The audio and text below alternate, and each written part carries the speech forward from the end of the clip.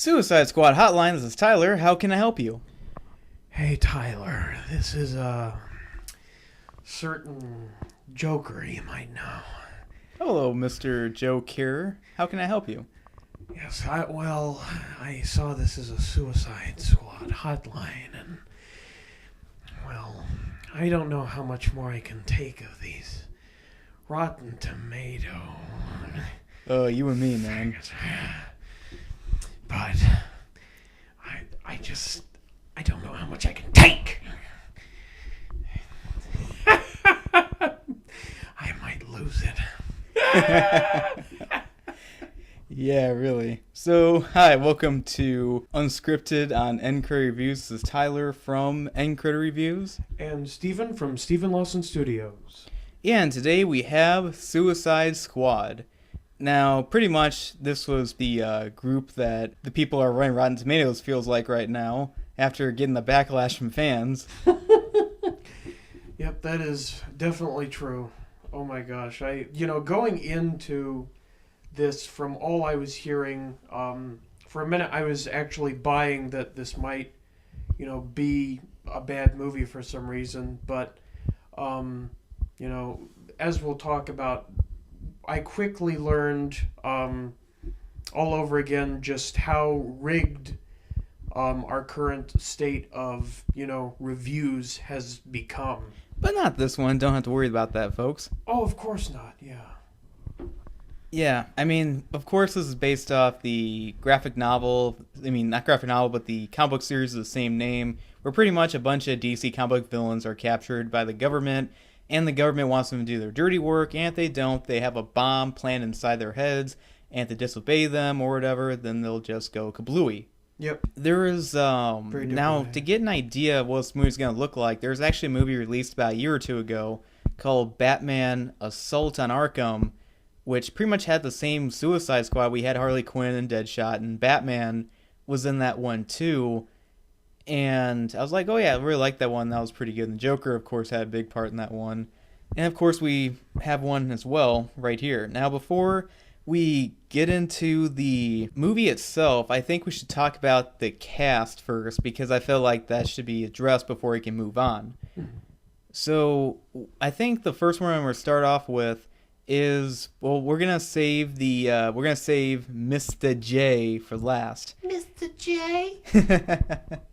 Yeah, we're gonna start off with Deadshot, played by Will Smith, and I felt like Will Smith was not that bad in this one. He's kind of Will Smith being Will Smith sometimes, and that sort of thing. There was a little bit of controversy with the ethnicity of the actor did not match the ethnicity of the character from the comic, in a way, but no one complained about that. But everyone was like, "Gods of Egypt!" Oh, kind of thing. And yeah, I liked his costume. I liked how sometimes he had like a mask on, because of course, if you're a hitman like that, you want to conceal your identity. And then we of course have Margot Robbie as Harley. Robbie. I thought it was Margaret. See, like a T right there, Margaret. We're on the IMDb page, by the way, folks. It's Margot. That's like weird. Why is there a T in there? I hate silent letters. Yeah. That's pretty much the bane of the English language. Basara, teshi. All right, but wrong, different one. Yes. But anyway, she was probably the best thing about this movie, at least when it comes to the characters, because I really liked how she kind of gave off kind of like a Eastern New York kind of person, East Coast a little bit. Brooklyn. Yeah. But she was really fun. I did like that. And I also loved how at one point they were kind of nostalgic with the Harley Quinn outfit from like the animated series, because Harley Quinn was created from Batman the animated series by genius Paul Dini, when they thought of what if the Joker had a sidekick. And that's not like a kind of a dumb idea, because they thought the Joker would be the last person to have a sidekick, but she became a gigantic hit from Batman the animated series, which is an amazing show, by the way. And she has now grown to be kind of her own character, has her own comic book series, and of course is making her big film debut in Suicide Squad. Absolutely. I really agree with Tyler here. I think not only though that Will Smith was good, I think he was pretty great in his role. I think by far most people would agree that Will Smith and Margot Robbie kind of stole the show in terms of, their portrayals, very much so. Yeah, I think they were both in a movie from, I think it was last year, called Focus. I haven't seen it, but they were both in the same movie together.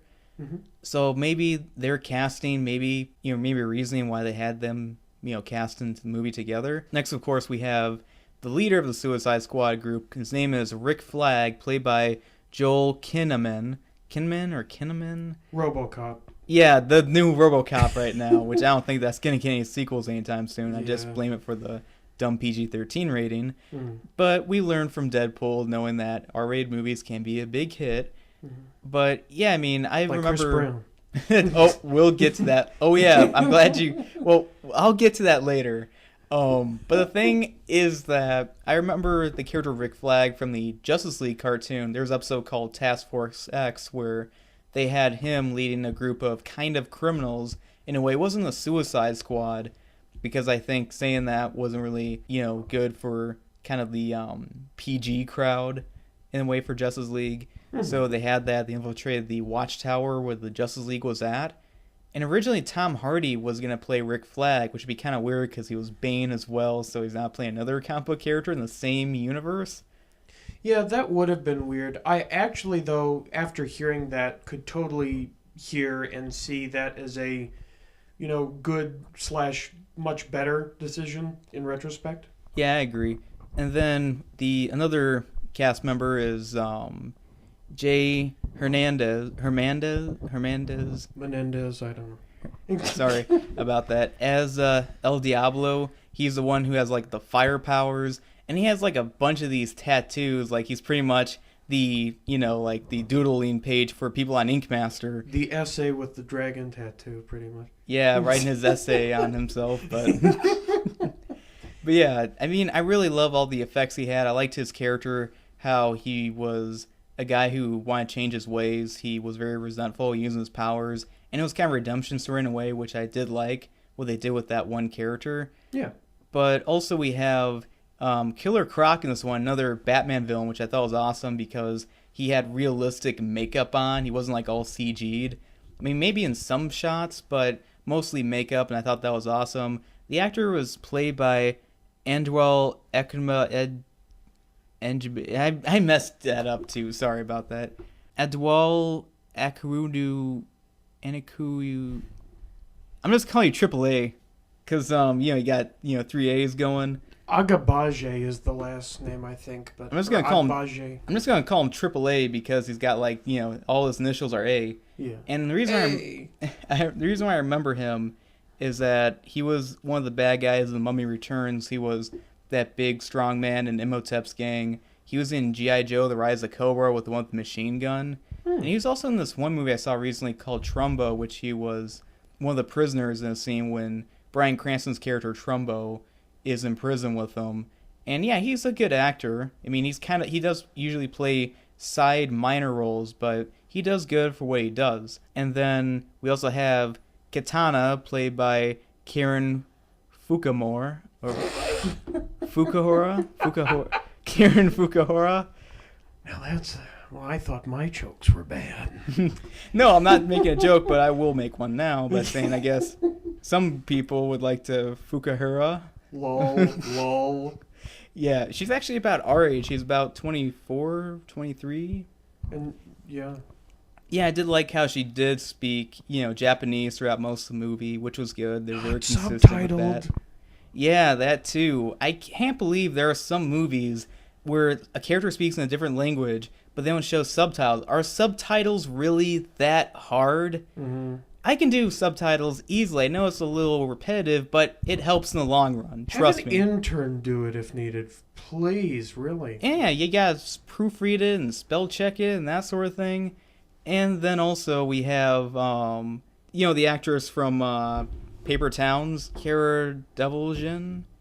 Delevingne. She's about our age as well. I don't think I saw Paper Towns. Yep. That was okay. She's like a newer actress and model. She plays the Enchantress in this movie. Another Suicide Squad character who's really powerful. Which is weird is that there's also a Marvel character called Enchantress who's a Thor villain. And she might be in the next Thor movie, but it's not confirmed yet.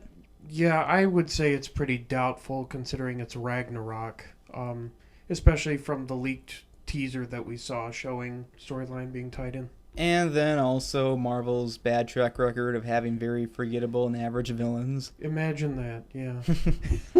Now, the one Suicide Squad character and actor that I was really on the fence about was Jai Courtney as Captain Boomerang. Mm-hmm. Now, the thing is that I really think Jai Courtney is such a bad actor. I mean, I've seen him in movies like A Good Day to Die Hard, the Divergent series, and especially Terminator Genesis. He's such a bad actor. It's kind of like all the charisma that's in a scene. He's like a black hole that pretty much swallows all of it, pretty much. And yeah, he was really miscast in Terminator Genesis. So when he was cast as Captain Boomerang in this movie, I was thinking to myself, you know, if he messes this one up, we should get Bane to break his back and toss him down the pit. Because that's where he deserves if he screws this up. And careers in the pits, boy. But he didn't, and that was great. Like, I really love it when someone pleasantly surprises me. They turn out to be much better than I thought they were going to be. You did like him? Yeah, he had a legitimate Australian accent, which is Captain Boomerang's character. And yeah, I mean, the whole pony fetish thing was dumb. I mean, you had to try to appeal to the brony crowd. Comic relief, I guess, yeah. Yeah, they never really used it that much. I heard lots of people complaining about his accent, and I can see early on there were a couple scenes where he was basically, pinned up against the wall and speaking very quickly in his Australian accent. And there I did have some trouble hearing, understanding what he was saying with his accent. But overall, he wasn't that hard to understand. He certainly wasn't even remotely a Bane from The Dark Knight Rises, even hard to understand. Ask for the devil should appear. Ask for the devil, and he shall appear. Mine was like the lighter version before Nolan changed it. Right. But anyway, but yeah, really good Australian accent throughout most of it. Now, the one Suicide Squad character before we get to the big, big person in the room. What was his name? Was it Slipknot? Slipknot, yeah. I have reservations, Mr. Native American dude. When I heard Slipknot was in this, I'm like, oh yeah, I really like that band. I guess he was very psychosocial in this, or but yeah, he's one of those characters where you're just watching the trailer and looking at the footage, and it's like, yeah, he's probably gonna be one of the first to get killed off. It's not really a spoiler. I mean, even when people were seeing this online, they're like, yeah, $20 say he's going to die in the first half hour or in the mission or something like that. Yeah. And yeah. But yeah, of course, the big one in the room is the Joker played by Jared Leto.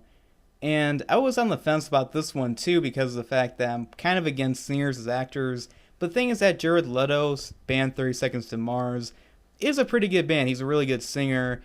And he's, not bad actor either. What I like about it is the fact that when he's not acting, he's doing his music. And when he's doing acting, he's taking a break from music. So I kind of gave him a pass on that one. And I was just waiting for Batman to show up to capture, Jared Leto's Joker and saying, you're about to be 30 seconds to Arkham right now. Lol. Yeah. Yeah, I created 30 Seconds to Arkham pun, copyrighted and creative views 2016.